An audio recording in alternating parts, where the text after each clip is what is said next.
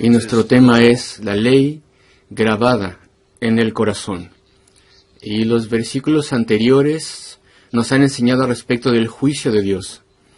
Y lo único que voy a mencionar es lo que dice el versículo 11, porque no hay acepción de personas para con Dios, lo cual indica que Dios no hace diferencia entre judíos y gentiles al respecto del juicio o al respecto de ninguna especie de persona.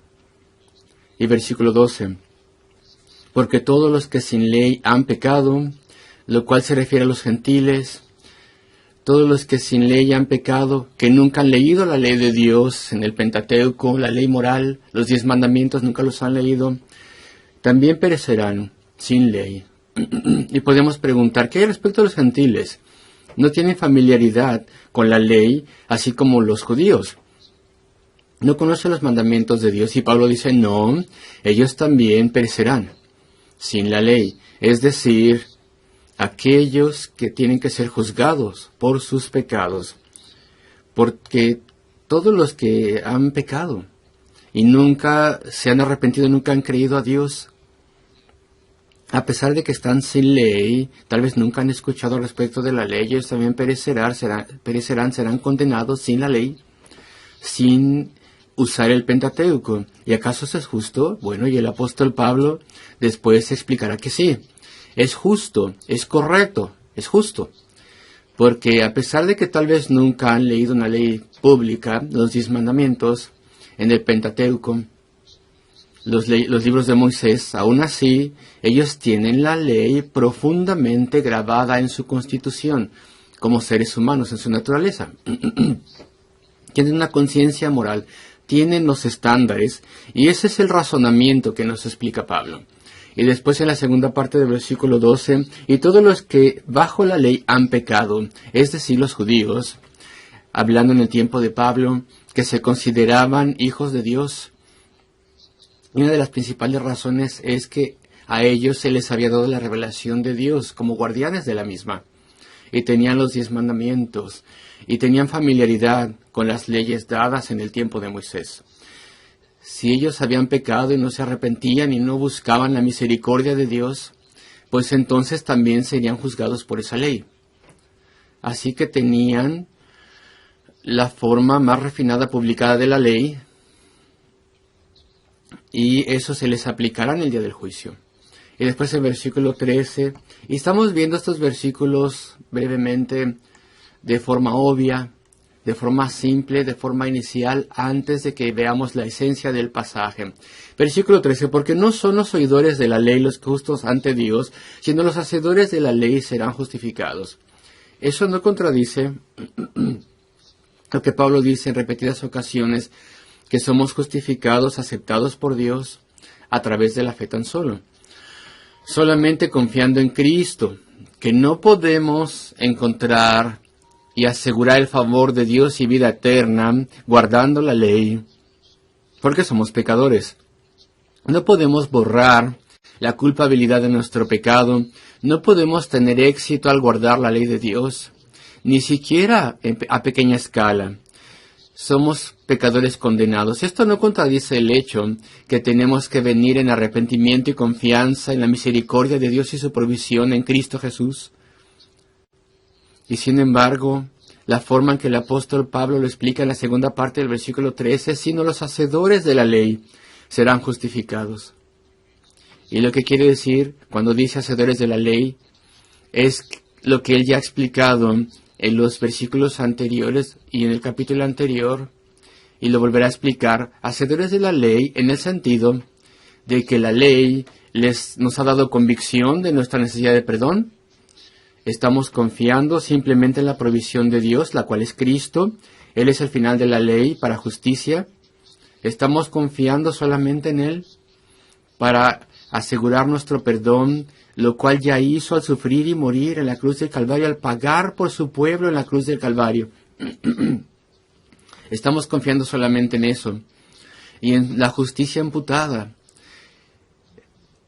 es decir, su vida perfecta es imputada, acreditada a nosotros para la salvación. La ley ha tenido tal efecto sobre nosotros que somos hacedores de la ley primordialmente en el sentido de que nos ha humillado hasta el polvo y nos ha hecho ver cuán inadecuados somos, cuán incompetentes somos, no podemos guardar la ley. Nos ha traído a Cristo para poder confiar en Él, y Él ha guardado la ley por nosotros, representándonos, y Él ha sufrido y ha muerto para poder quitar el castigo debido a nosotros por romper la ley constantemente a través de la vida.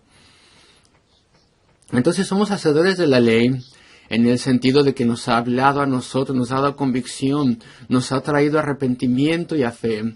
Y entonces, al habernos salvado, no la ley, Cristo, al habernos salvado, la ley nos trajo a la posición en la que deseábamos esforzarnos con todo nuestro ser y la ayuda de Dios. No la ley, sino Cristo, nos ha traído a la posición de desear guardar la ley en el futuro. Así que somos hacedores en que ahora de forma consciente nos esforzamos por guardar la ley. Así que nos habló a través de la convicción. Y esto es lo que el apóstol está diciendo, como vimos cuando utiliza este lenguaje, este vocabulario a través de la epístola, cuando dice hacedores de la ley. Él dice, lo veremos más adelante en este estudio, dice repetidas ocasiones que no podemos confiar en la salvación a través de ti mismo, al lograr cumplir la ley de Dios. Es imposible, no puedes hacerlo. Tiene que hablarte la ley, tiene que traerte de rodillas para que busques la misericordia de Dios. Versículo 13, porque no son los oidores de la ley aquellos privilegiados judíos que enseñaban la ley y la oían, no son ellos los que son justos, los que están limpios delante de Dios, sino los hacedores de la ley, los que toman esto muy en serio y les da convicción y les trae a Dios y suplican misericordia. Estos son los que serán justificados. Versículo 14. Los gentiles que no tienen la ley hacen por naturaleza lo que es de la ley. Estos, aunque no tengan la ley, son ley para sí mismos. Y esta parte de aquí es la prueba que usa el apóstol de que los gentiles, es decir, nosotros, todos aquellos que no son judíos, toda persona que no es judía, también los judíos de hecho, todo el mundo tiene la ley escrita en su constitución, en sus corazones, y lo muestran, porque cuando los gentiles que no tienen la ley hacen por naturaleza lo que es de la ley, de forma natural, lo hacen, las cosas que están contenidas en la ley. Y claro, él no está diciendo que hay gentiles que son santos y que tienen éxito al intentar guardar la ley. No, él está diciendo, mira, los gentiles más impíos de sus tiempos, esas naciones paganas, mírales. A pesar de toda su idolatría y su incredulidad, aún así vemos que los gobernantes de estas naciones tienen alguna compasión y tienen alguna preocupación porque haya ley y orden y cosas justas. ¿De dónde viene esto? ¿Por qué tienen una fuerza policíaca, por así decirlo? ¿Por qué tienen leyes? ¿Por qué? Si son paganos, son pecadores, nunca escucharon los 10 mandamientos. ¿De dónde viene esta idea de que tienes que tener algunos estándares, a pesar de que escogen los que quieren, claro, a pesar de que hacen cosas terribles? Aún así, en su gobierno y en sus estándares, confiesan que sin importar cuán malos sean, confiesan que tienen pecados. ¿De dónde? No pecados, sino estándares. ¿De dónde viene esto? Pues es la ley de Dios escrita en sus corazones. Este es el argumento del versículo 14. Cuando los gentiles, estas naciones paganas de los tiempos de Pablo y antes de él, que no tienen la ley de Moisés, hacen por naturaleza, por instinto, las mismísimas cosas que están contenidas en la ley, no matarás, por ejemplo, etc. Estos, aunque no tienen la ley, son una ley para sí mismos. Bueno, de hecho, aunque frecuentemente no sé si la traducción en inglés es correcta en este versículo, veremos en español cómo está. En inglés parece que es buena, y las traducciones modernas como que tratan de interpretarla para que puedan ayudar a decir que tienen la ley dentro de sí mismos. Y la versión en inglés es bastante exacta con respecto al griego. Son una ley para sí mismos. El español lo tiene igual. Y está diciendo el apóstol lo siguiente: tienen estándares, lo tienen esto grabado en la Constitución, engrabado, pero escogen lo que quieran y deciden cuáles estándares seguirán y cuáles rechazarán. Pero los tienen ahí y están confesándolo por todos los estándares que sí cumplen en sus leyes. Están expresando sus propias palabras que lo tienen ahí. Demuestran que la ley de Dios está dentro de sus corazones. Y hay más evidencia de esto en el versículo 15. Mostrando la obra de la ley escrita en sus corazones, dando testimonio a su conciencia. Estas palabras son importantes. La obra de la ley está escrita en sus corazones. Y también podríamos decir su conciencia, también dando testimonio de esto. En español así lo tenemos, dando también su conciencia de esto. Y el apóstol Pablo diferencia entre nuestro corazón, nuestra constitución mental, si ustedes quieren, y nuestra conciencia. No simplifiquemos esto, podemos pensar, tu conciencia tiene los estándares. No, tu corazón, tu constitución, tu centro mismo tiene los estándares y la conciencia también los tiene. Así que hay dos de vosotros dentro de vosotros. Explico. Dos cosas que están equipadas con los estándares de Dios. Tu propia conciencia interna, como dirían hoy en día, está bien integrada en tu corazón, los estándares de Dios, y también esta capacidad, esta instancia de la cual habla la Biblia, que es tu conciencia. Y el apóstol Pablo demuestra cómo funciona esto, mostrando la obra de la ley escrita en sus corazones, dando testimonio de su conciencia y acusándoles o defendiéndoles sus razonamientos. Así que aquí tenemos un hombre y planea hacer algo en contra de la ley de Dios. Es un pagano, nunca ha escuchado los 10 mandamientos. Pero así es como funciona este hombre, dice el apóstol. Está a punto de hacer algo que está en contra de la ley de Dios por completo. Tal vez matar a alguien, o robar algo, tal vez quiere robar algo de alguien, lo que sea. O traicionar a su esposa, teniendo un acto de adulterio, con infidelidad, de un adulterio infiel. Cualquier cosa que haga, o que esté a punto de hacer, él sabe en su corazón que esto es algo erróneo, no debería de hacerlo. Y después, a medida que lo hace, su conciencia se enciende también, por así decirlo. Es como un magistrado independiente dentro de él. Y dice, no puedes hacer eso. Y entonces sus pensamientos están en conflicto. Y se justifica. Sí, pero debo hacerlo por esta razón y aquella razón. Todo mundo lo hace, ¿por qué yo no puedo hacerlo? ¿Por qué no podría yo también tener la libertad de hacer también lo que yo quiero hacer? Y entonces el otro dice, no puedes porque es infidelidad. Imagínate que también te lo hace ella a ti. O imagínate que alguien te lo hace a ti, ¿cómo te sentirías si hay un conflicto dentro de la persona? Entonces está la concienciación básica de la ley de Dios, esa conciencia básica en tu equipamiento mental, y tu conciencia también lo tiene, tu equipo mental y la conciencia. Y frecuentemente hay una disputa, un conflicto, y hay que autojustificarse. Hay también acusación dentro de nosotros. Así es como nos lo explica el apóstol. Aunque no se tengan los 10 mandamientos, se tiene ese conflicto, se tiene esa batalla, se tiene esa evidencia interna de que tienen este equipo, este equipamiento de la ley de Dios engravada profundamente en la constitución de todo ser humano. Este es el sentido del versículo 15, mostrando la obra de la ley escrita en sus corazones y también dando testimonio a su conciencia, dando evidencia y acusándoles o defendiéndoles sus razonamientos o pensamientos, unos con otros. Una influencia doble dentro de ellos. Así que es justo que los gentiles sean juzgados por su pecado, tal como los judíos. Y después el apóstol avanza en el versículo 16. En el día en que Dios juzgará por Jesucristo los secretos de los hombres conforme al Evangelio. Y en el inglés hay una parte que veremos si está también en el español. Versículo 13, 14, 15. Son un paréntesis en el inglés. No lo tenemos así en el español, pero al final del versículo 12 entonces está o en una sola parte hasta la parte de adelante, donde dice también la parte del versículo 16, en el día en que Dios juzgará por Jesucristo los secretos de los hombres. No tenemos este paréntesis en el español. Tal vez esto es más sencillo así.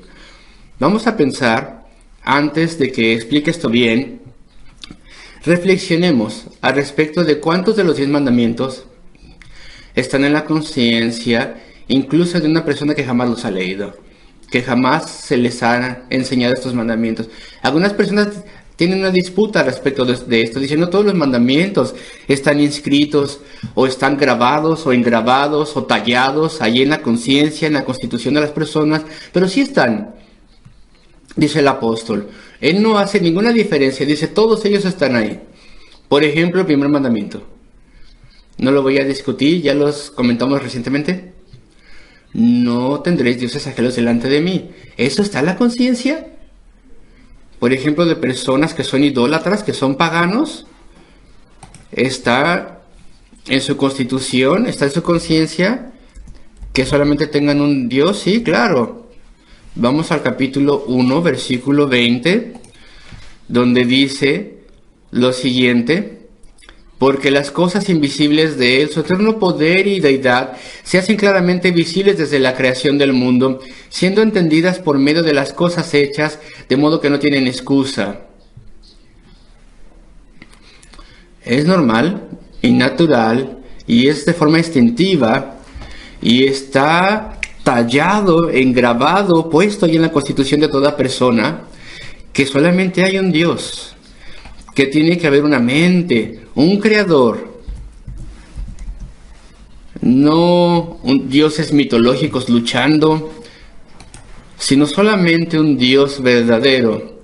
Eso está en el corazón y en la mente. La idolatría, en el principio, es una elección.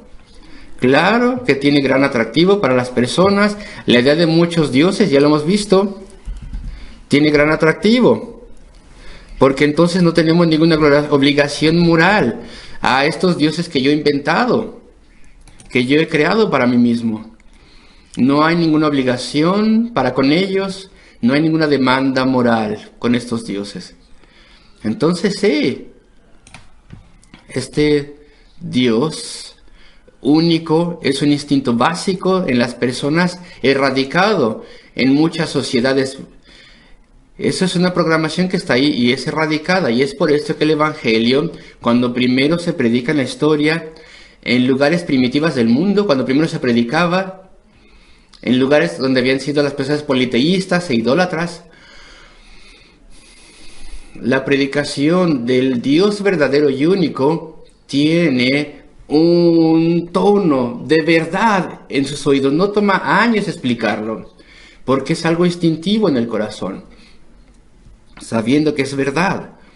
Y después también se nos dice que no harás imagen ni ninguna semejanza de cosa que esté arriba en el cielo, debajo de la tierra, ninguna semejanza a Dios. De vuelta entonces al capítulo 1, versículo 21 al 23, el apóstol nos dice que esto no es natural, el crear imágenes.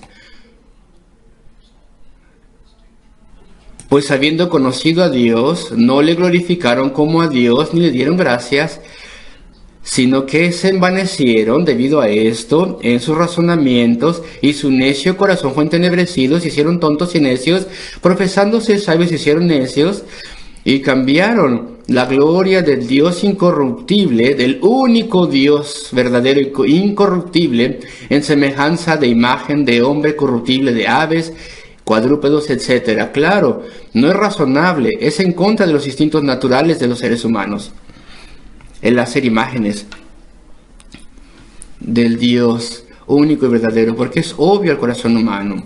Incluso cuando se es joven, se es obvio que hay un creador de este mundo, que está fuera del mundo, que tiene que estar por encima, muy por encima de la raza humana. y tiene que ser un ser espiritual, fuera y encima, y más poderoso y más glorioso que ninguna cosa que haya en la creación.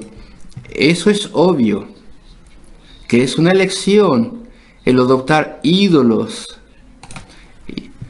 y crear representaciones de un Dios. Y después las personas dicen, el tercer mandamiento, que no tenemos que tomar el nombre de Dios en vano. Desde luego que ese no es un mandamiento que esté escrito en la constitución de hombres y mujeres. Sí, sí está allí. Mira la evidencia.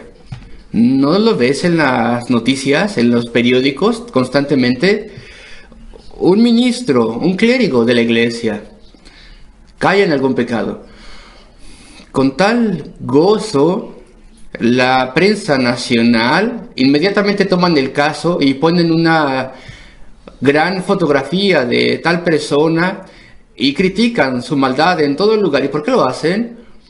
¿Por qué tienen tanto gozo en hacerlo? Un representante o un supuesto representante de Dios, bueno, pues porque el hecho de que no deberíamos tomar el nombre del Señor en vano, que no es fundamentalmente al respecto de decir groserías y malas palabras, sino predicar y adorar en vano.